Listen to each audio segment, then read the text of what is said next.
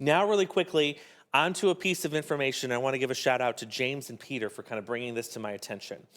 So the snowfall we had this Saturday, that officially logs the snowfall during the month of November.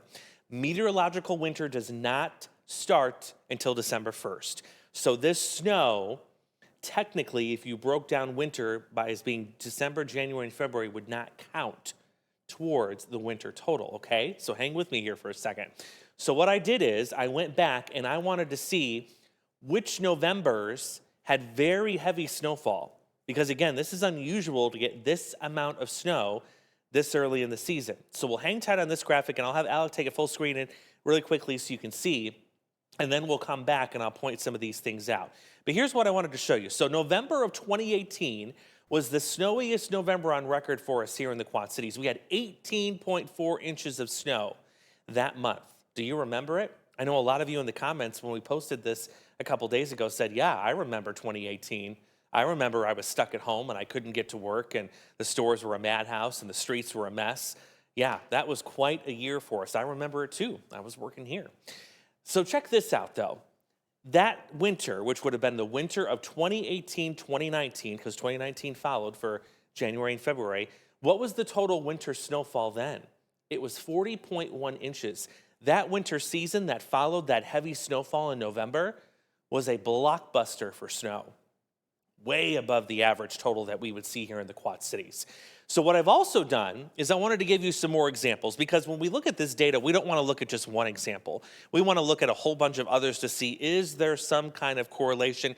Is there a relationship between the two where we can maybe say, oh my goodness, perhaps, in the next few months, we're really going to see a lot of snow too, like we did in 2018. So here's the top snowiest Novembers on record.